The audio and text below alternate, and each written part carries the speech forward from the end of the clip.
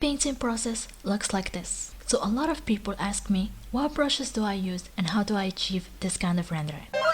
What if I told you that 90% of the time I only use Airbrush and the Lasso Tool? But how? Whenever I use Airbrush I end up with muddy shading, and other artists always say that Airbrush is the worst tool to use. Well, why do you use a hard edge and blend it out instead of using an airbrush? Well, number one, you would be wrong. Number two, the airbrush is completely soft. It's very easy for beginners, especially, to over rely on the airbrush and end up with drawings and renderings that are way too mushy. Don't rely on the airbrush, okay? Preserve your hard edges. Stay hard. And in this video, I'm not going to show you how to use the airbrush alone. I'm going to show you how to use the airbrush in combination with the Lasso Tool. Using airbrush alone, it will end up giving you that muddy coloring. But when you pair it with the Lasso Tool, you give the airbrush that hard edge. As a result, you have both a hard edge and a soft edge. I'm going to show you exactly how I use this combination on my work to produce art that look like this.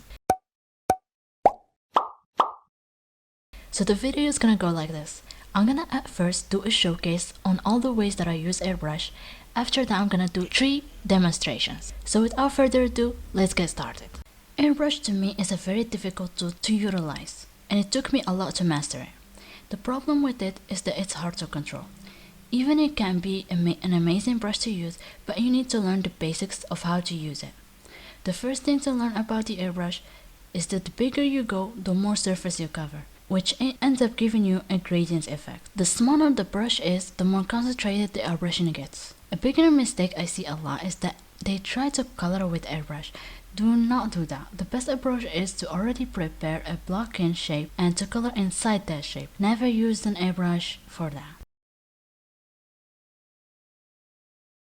Now that we got that out of the way, let me introduce you to the hardness option. I'm using Photoshop, so if you're using another software, your setting might look different, but the concept is the same. Hardness basically controls how sharp or soft your edges are. A higher hardness, cleaner, more defined edges. Lower hardness, smoother transitions, but easier to lose form. So depending on what you're painting, say skin versus metal versus clothing, you want to constantly adjust that setting to keep your rendering interesting. This option not only gives us more control on the airbrush, but also facilitates our abilities to blend colors. If I want to recreate this soft edge on her cheek, here I can adjust the hardness level to 38% and apply my shading.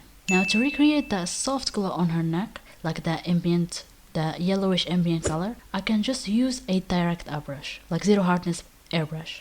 To replicate these hard edge shadows under her lips and nose, I just turned my hardness option to the max, and I can easily replicate that. The hardness option makes the airbrush multifunctional, and it can work in any situation, no matter what the kind of shading you're trying to achieve. This hardness option is very useful and helped me a lot to achieve different kinds of blending and different kinds of painting, but trust me when I tell you that you cannot use the airbrush without the Lasso Tool. At least for me, I need the Lasso Tool. Airbrush alone can get out of control, even using the hardness option.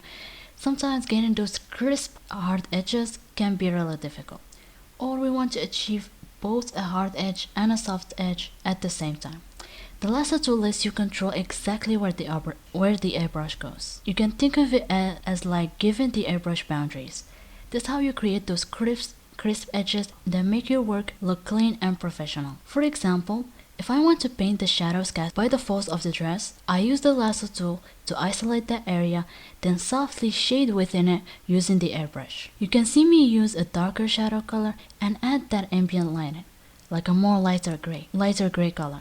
You get a natural gradient that ends exactly where you want it, not going all the way around. As I paint, notice how I switch between the airbrush blending and Lasso Tool to shape my forms. That rhythm of soft and hard edges is what keeps the rendering alive and gives more structure to your artwork and your painting.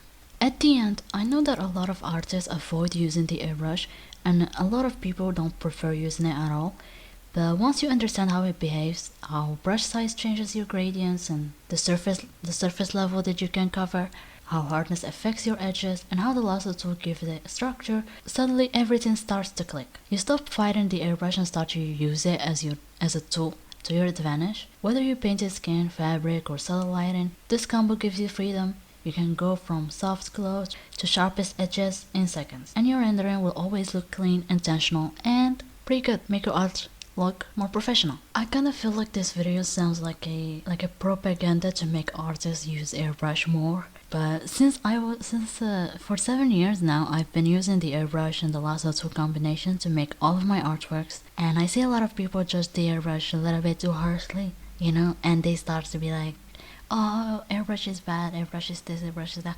It's because a lot of people don't know how to use it, or they just didn't learn how to properly use it.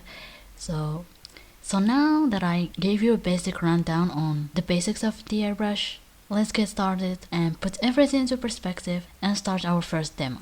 Trigger warning, you have entered a low editing zone. Those with ADHD may proceed with caution. So now that the boring part is over, now we can move to the fun stuff.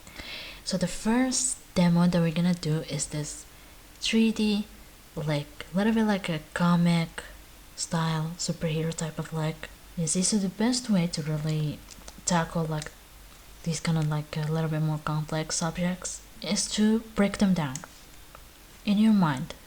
You need to break it down into simple shapes, just like this, simple shapes. Whether if you like to go more rounder, like square like, and this is like a very important skill to build like as an artist, is to learn how to break down complex shape into simple shapes. See how it looks pretty easy? And inside those shapes, you add even more shapes, and you break things down even further. So now that I finished the basic blocking of the leg, I'm gonna now finally start by rendering. So in this demonstration, we're gonna really learn like the importance of using the lasso tool with the airbrush. So the first thing that I'm gonna start with is adding in those basic dark shadows, like these shadows that we see here, these pretty dark kind of like shadows, and you can see like they have this kind of edge. We can't really get this edge only using the airbrush alone, because if I try like mimicking that edge, I'm not gonna end up getting it. It's gonna end up really blurry on both sides. So what we want to do is that we're gonna use the lasso tool. We're gonna select the edge that we want to keep hard, and we're gonna paint just like this. So now when we're gonna see like the other side is softer, while the other side still keeps that kind of like hard edge. And this is like the importance of using the lasso tool with the airbrush. This is the kind of effect that I'm looking for. So what I'm gonna do is I'm gonna start selecting. I'm gonna select this area because we have here the shadows here. I'm gonna pick a darker color like this. I'm gonna make my airbrush a little bit smaller because you can see like the shadows are much smaller. So I'm gonna come in here. I'm gonna slowly start gazing in that shadow.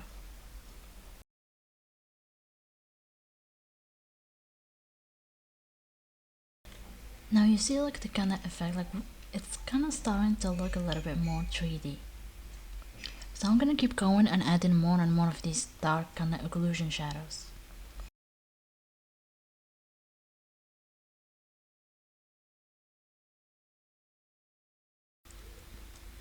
Now I'm not gonna use the lasso tool anymore because I want to add these little details on the knee. So I'm gonna just come in with a small brush and freehand them. I'm gonna add this little line that goes this way, like this, and then this. Very subtle, not really overdoing it. Gonna just select this side of the knee and add a little bit of a shadow like this. And I feel like our first base of shadow is done. See the difference? Like adding occlusion shadows in your artwork are very important, like those dark shadows that are around the edges, those are occlusion shadows. I'm gonna add these kind of like shadows like this. You know, they're not like really dark shadows like the occlusion shadows here, but like the basic shadows. You can see like each form on the leg has its own shadow, like here, here, and I'm gonna start adding that. I'm gonna come in with like a bigger size airbrush. I'm gonna start to add more shadow around, and to make your work a little bit more cleaner, you can isolate that area with the airbrush, with the lasso tool. And I'm gonna just glaze in the shadow like this, and I'm gonna do the same on the other one, the other muscle mass. And this one, you see like how here in the reference there's like this edge like this. I'm gonna use the lasso tool to get that edge. Or here we can use like this as an opportunity to use like the 50% hardness airbrush.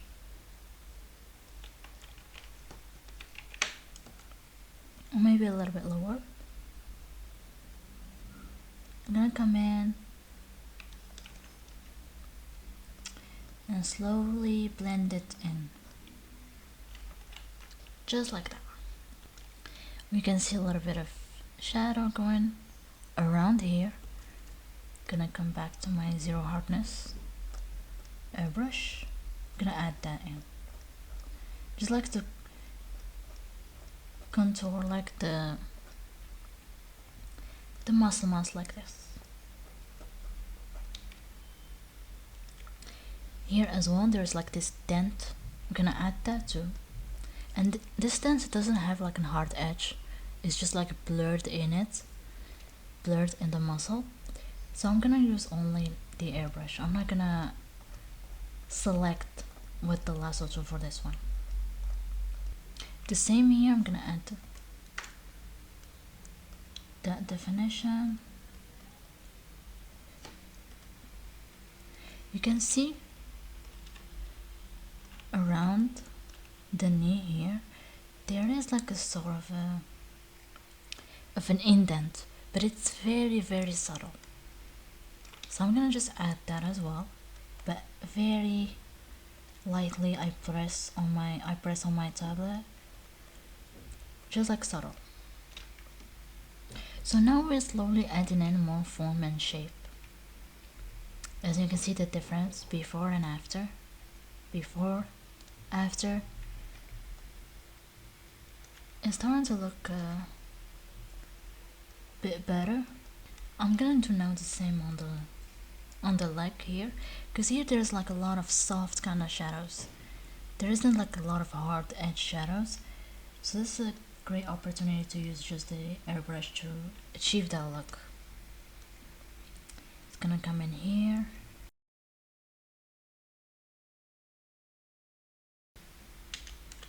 I'm gonna select this edge. You can see there's this kind of hard shadow. I'm gonna switch to a 50% airbrush, or a little bit more lower, like 27%, and slowly glaze it in.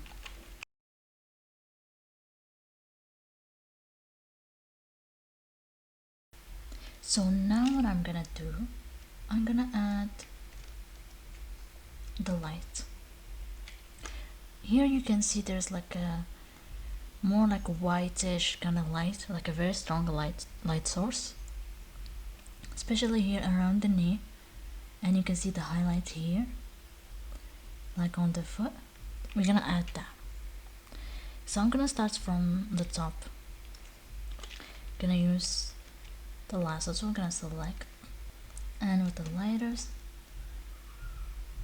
gonna slowly add that light shadow. I mean the light source, not light shadow.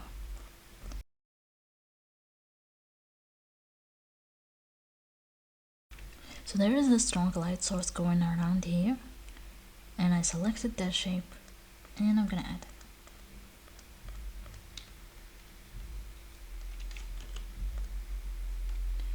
it. Around here as well.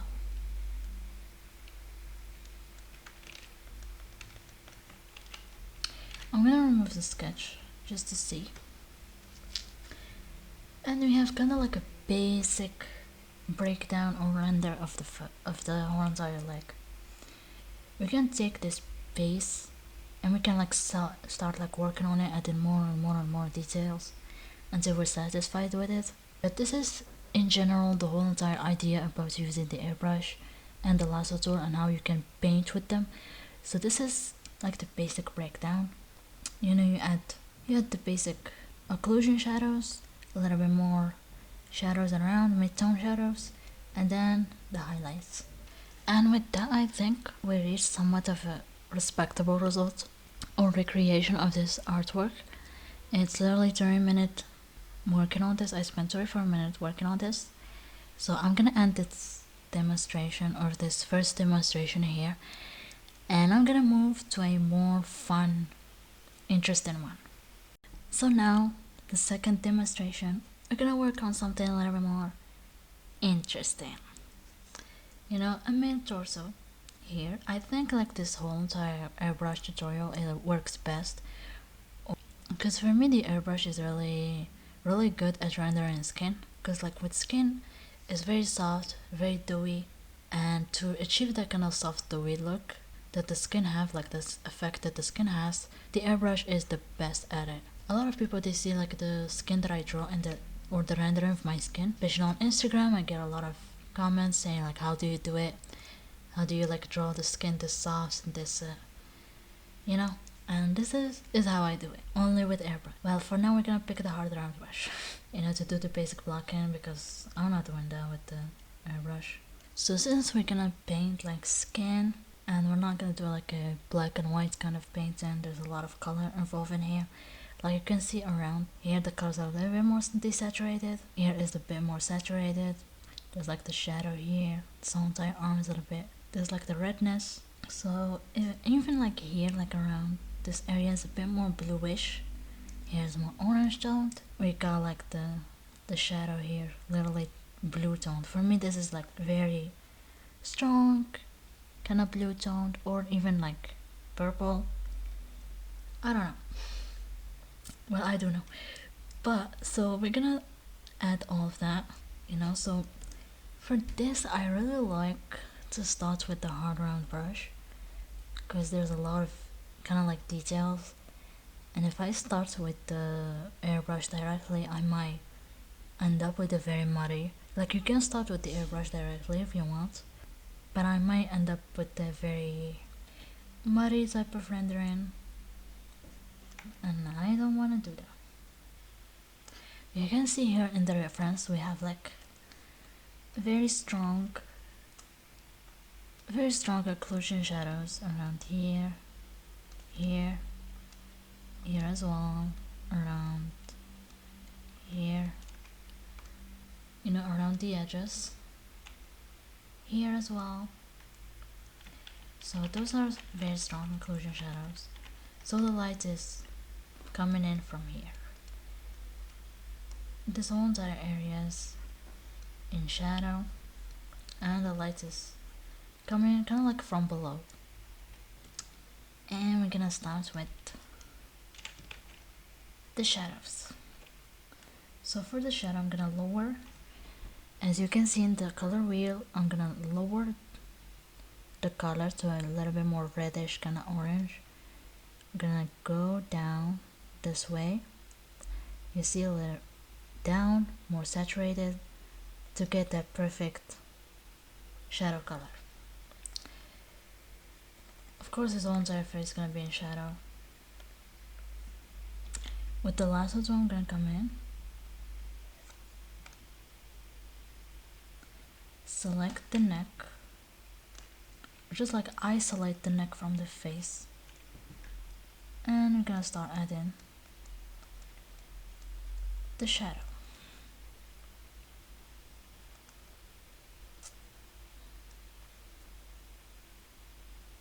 Of course, around here I'm pressing very hardly on my stylus so that way I can get the whole pigment. As I go far from the direct shadow here, I'm pressing gently so that way I can glaze in a little bit more of a softer, lighter color. And we have a basic neck shadow. So I'm gonna select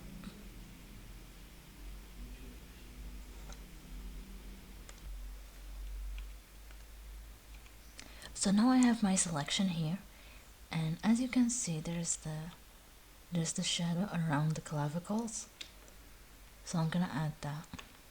Since the light is coming from below, the shadow of the clavicle is gonna be like going this way.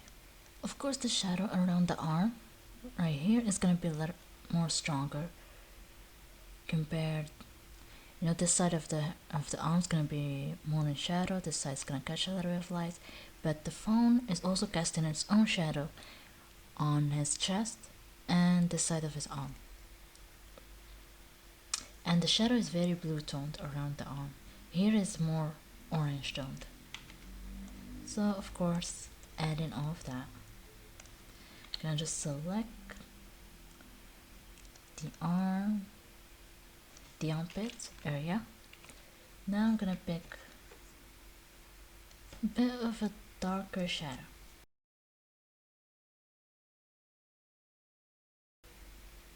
You know, keeping this area warm toned,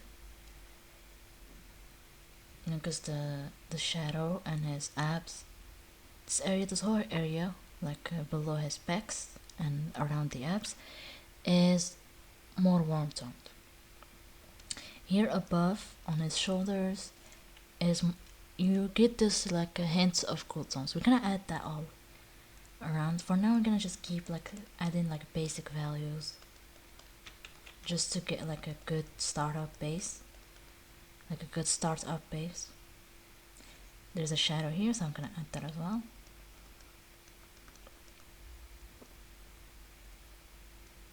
Basic, kinda like I contour the abs like this, and a bit of a shadow around. And for the arm here, the shadow is very warm tone, so I'm gonna pick like a warmer tone. I'm gonna add that shadow. Of course, I'm gonna run away from my responsibilities, not drawing the hand. Well, I'm gonna just keep the whole entire arm in shadow, cause I don't think I want to draw anything remotely, you know, hands. I don't want to draw hands. I'm isolating this area of the pec to add that shadow. And you can see here just like a hint of light. So now I'm gonna switch to the airbrush, and I'm gonna pick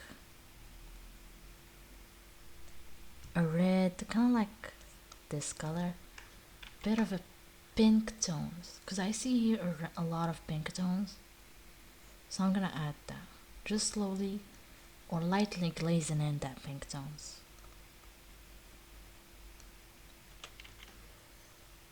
It looks a bit weird. You can see there's like a lot of red tones at the edge, or what is it called? Subsurface scattering. I think that's kinda like a soft version of the subsurface scattering. I hate adding subsurface scattering to my art. I think it looks so ugly. Just like adding like neon orange. It's kind of like this separation, and people would pick like this very neon orange, and they would come in and add it like this, and I find that so ugly. I do not like subsurface scattering. Or if I'm gonna add it, I'm gonna add like a very soft version of it, especially not that neon bright orange. I hate that. It looks so ugly. Gonna add it kind of like this, just soft, and it blends inside the shadow, and it's not really this overbearing kind of like string of orange, and I don't like that. And I think there are like artists that have popularized that effect, and I don't like it. Now I started finally using the airbrush. Now, because I kind of have like a good base, now I can start adding those juicy details one by one. So I'm gonna speed things for a bit. I'm right now selecting a grayish tone color to add next to his shoulder, just like in the reference. This gray color will help to tone down the red shadow tones to balance it out. I selected the area under his armpit to add some warm shadows and dark occlusion shadows too. I also contoured the rib and his oblique to make it seem more 3D and less flat. Now I selected his back and I'm adding shadow using the lasso tool to keep that hard edge while the other side is softer, just to add some volume to his boobas.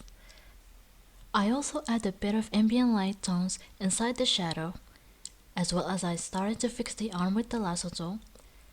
With the airbrush, I'm observing the details in the reference and I'm replicating that by softly glazing the airbrush and painting all those details, just the same way as I did on the knee back in the 3D like demo.